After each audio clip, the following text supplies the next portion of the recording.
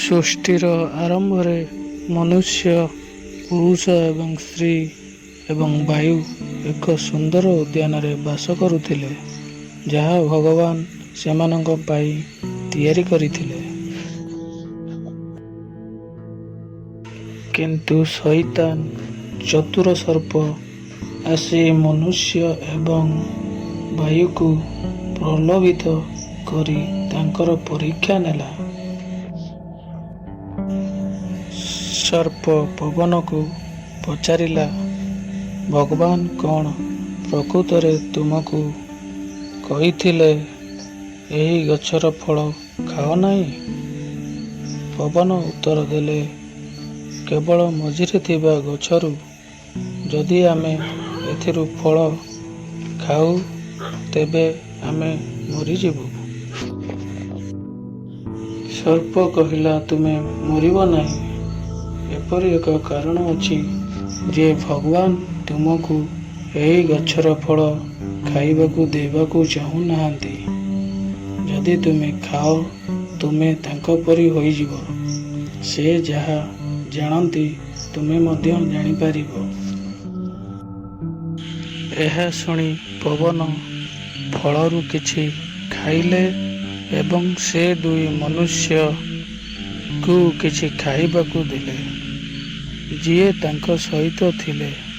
ସେ ଦୁଇ ମନୁଷ୍ୟ ମଧ୍ୟ ଏହାକୁ ଖାଇଲେ। ଫଳ ଖାଇବା ପରେ ହଠାତ୍ ସେ ଅନୁଭବ କଲେ, ଯାହା ସେ ପୂର୍ବରୁ କେବେ ଅନୁଭବ କରିନଥିଲେ।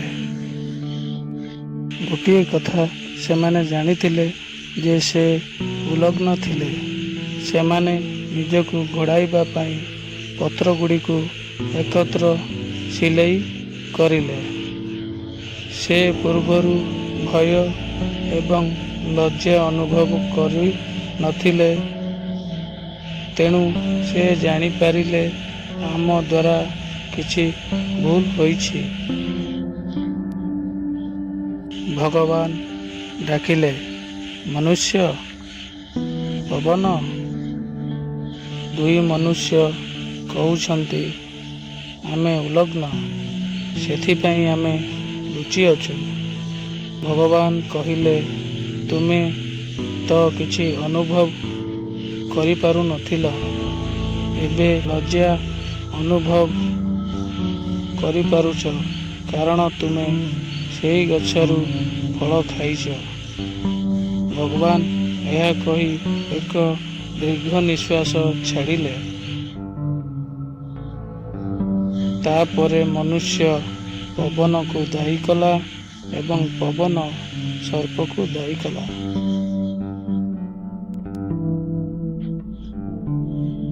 ଭଗବାନ ଅଭିଶାପ ଦେଇ କହିଲେ, ସାପ, ତୁ ତ ଘୋଷାଡ଼ି ହୋଇ ଚାଲିବୁ। ଆଉ ଜଣେ ନାରୀର ପୁଅ ତୋତେ ପରାସ୍ତ କରିବ। ପବନ, ସନ୍ତାନ ଜନ୍ମ କରିବା କଷ୍ଟକର ହେବ। ମନୁଷ୍ୟ ତୋତେ ଅନ୍ନ କମାଇବା କଷ୍ଟକର ହେବ। ଏହାପରେ ଈଶ୍ୱର ମନୁଷ୍ୟ ଏବଂ ପବନ ପାଇଁ ବସ୍ତ୍ର ତିଆରି କରି ଉଦ୍ୟାନରୁ ବାହାରକୁ ପଠାଇ ଦେଲେ।